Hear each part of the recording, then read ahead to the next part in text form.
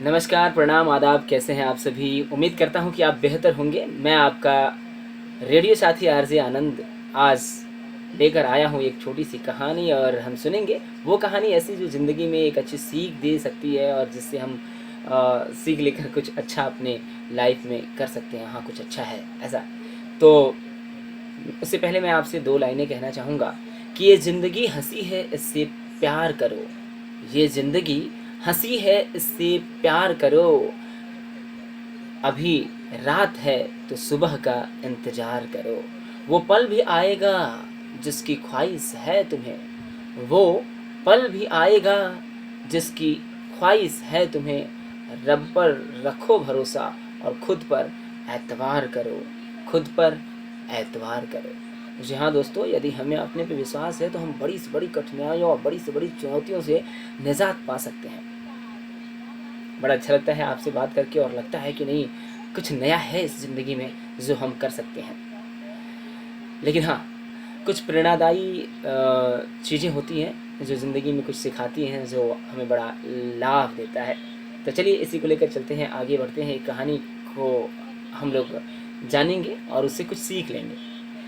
एक बार जंगल में एक सुंदरी चिड़िया रहती थी, और उसके साथ बहुत सारे जीव जंतु जानवर रहते थे, और सभी लोग बड़े ऐशो आराम से खुशी खुशी रहते थे उस जंगल में। मौसम बदलने वाला था, सभी लोग अपने शेल्टर की, अपने आवास की व्यवस्था कर रहे थे। चिड़िया ने भी तिनके इकट्ठा कर करके लाकर और अपना घोंसला बनाया, चारों तरफ से उसे ठीक ठाक किया कि मौसम आएगा तो कैसे मैं बच सकूंगी, अगर मेरे बच्चे होते हैं तो वो भी कैसे बचेंगे।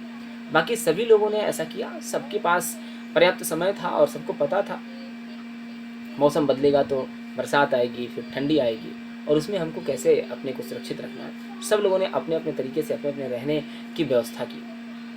सब कुछ ठीक चल रहा था, तब तक एक दिन एकाएक बरसात आ गई, और एकाएक बारिश होने से सब लोग जल्दी जल्दी अपने घरों में जाकर छुप गए, अपने घोंसलों में, अपने मादों में छुप गए। जो सुंदरी चिड़िया थी वो भी खूब सुंदर घोंसला बनाई थी बड़ी मेहनत करके, और उसमें जाके वो आराम से छुप गई।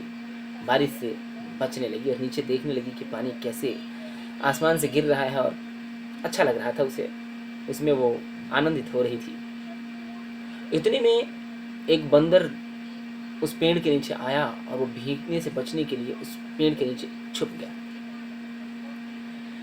बारिश और तेज हो गई, बंदर और दुबकता चला गया। बारिश और तेज हुई, हवा के साथ हुई, ठंडी लगने लगी। बंदर भीगने से बचने की कोशिश कर रहा था और पेड़ की तरफ दुबकते जा रहा था। सुंदरी चिड़िया ने ऊपर से देखा और कहा, क्यों भाई बंदर, बड़ी चालाक बने फिरते हो। तुम्हें पता नहीं था कि मौसम बदलेगा, बारिश आएगी और हमें परेशानी होगी? तुम अपने लिए एक घोंसला नहीं, अपने लिए एक माद नहीं, अपने लिए एक रहने की व्यवस्था नहीं कर सकते थे? बंदर एक बार उसे ऊपर देखा और चुपचाप वो अपने को भीगने से बचाने लगा। सुंदरी चिड़िया ने फिर दोबारा उससे कहा, तब बंदर भाई, ठंडी लग रही है? देखो मैं कितने आराम से हूँ, क्योंकि मैंने अपनी चिंता की है, अपना घोंसला बनाया है।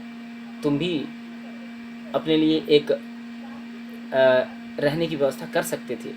तुम तो मुझसे भी चालाक हो, समर्थवान हो, हाथ पैर से काम कर लेते हो। तुम तो और बेहतर कर सकते थे। लो, नहीं किए तो अब भुगतो। अब क्यों छुपे जा रहे हो, चुप दुबकते जा रहे हो पेड़ के? फिर बंदर ने उसे देखा और कहा कि तुम अपना काम करो, मैं भीग रहा हूँ, इसे तुम्हें क्या मतलब है? क्योंकि वो अभी परेशान था और वो बचने की कोशिश कर रहा था। कुछ देर तक चिड़िया देखती रही, हंसती रही, और फिर कही, अरे अब से भी तो अक्लमंद बंदर, तुझे अकल आ जानी चाहिए। अब से भी तुम्हें अकल आ जानी चाहिए। देखो सारे किस तरह से जानवर अपने अपने माद में, अपने अपने घोंसलों में पशु पक्षी छुपे हुए हैं, और तुम दुबके जा रहे हो, दुबके जा रहे हो, दुबके जा रहे हो। कैसा लग रहा है? सारी चालाकी निकल गई? बंदर ने गुस्से में कहा कि अब तुम चुप हो जाओ, वरना मैं आपे से बाहर हो जाऊंगा, मैं अपना आपा खो दूंगा, मुझे बहुत गुस्सा आ रहा है। बंदर भीगता अपने को दिखाया कि मैं भीग रहा हूँ और तुम्हें दूसरी सूझी है। वो पूरे उसमें चिपक गया पेड़ में, फिर भी वो भीग रहा था और ऐसे ऐसे काँप रहा था। लास्ट बार चिड़िया ने कहा, जा बंदर, अब भी तुझे अकल होगी बेअकल बंदर, तो तू इधर उधर डालियों पे छलांग लगाने के बजाय अपने लिए एक सुंदर सा घर बना लेगा, जिसमें इन दिनों में तुम आसानी से छुप सकेगा। बंदर को ये बात सुनकर अब बहुत गुस्सा आया और वो न आव देखा न ताव पेड़ पे चढ़ने लगा। बोला कि चिड़िया, तुम अब ज़्यादा हो चुका है, तुम समझती नहीं हो मुझे। लो, मुझे घोंसला बनाने नहीं आता है, लेकिन मुझे घोंसला उजाड़ने और बिगाड़ने ज़रूर आता है। मुझे घर बनाने नहीं आता, लेकिन मैं घर ज़रूर बिगाड़ दूंगा। अब मैं तुम्हें छोड़ूंगा नहीं। और ऊपर चढ़ा और कहा कि लो, मुझे देखो क्या आता है। बनाने नहीं आता तो बिगाड़ने तो आता ही है। उसने उस सुंदरी चिड़िया का घोंसला तहस नहस कर दिया। चिड़िया बेचारी रोती रही और वो भी बंदर के साथ भीगती रही और वो भी कांपती रही। श्रोताओं, इस कहानी से हमें ये सीख मिलती है कि मुसीबत में पड़े लोगों का पहले हमें सहयोग करना चाहिए,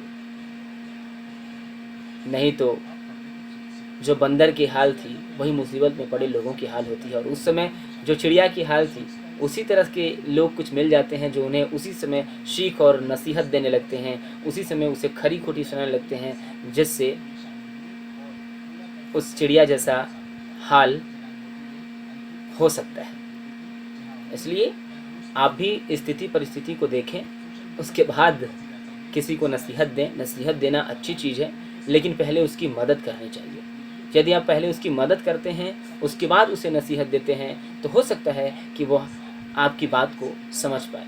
लेकिन यदि वो मुसीबत में है, वो परेशान है और आप उसकी मदद करने के बदले आप उसको नसीहत दे रहे हैं, आप उसे समझदारी की सीख दे रहे हैं, आप उसे खरी खोटी सुना रहे हैं, आप उसे उल्टा सीधा कह रहे हैं, तो वो आग बबूला हो जाएगा और सुंदरी चिड़िया जैसा हाल आपका भी हो सकता है। तो बने रहिए हमारे साथ और ऐसी छोटी छोटी कहानियों के बीच में आपको कुछ नई चीज़ें सिखाने के लिए आया करूँगा। मंजिल मिले न मिले ये तो मुकद्दर की बात है, मंजिल मिले ना मिले ये तो मुकद्दर की बात है, हम कोशिश भी ना करें ये तो गलत बात है। दीजिए इजाज़त, मिलते हैं अगली कहानी में, तब तक के लिए धन्यवाद।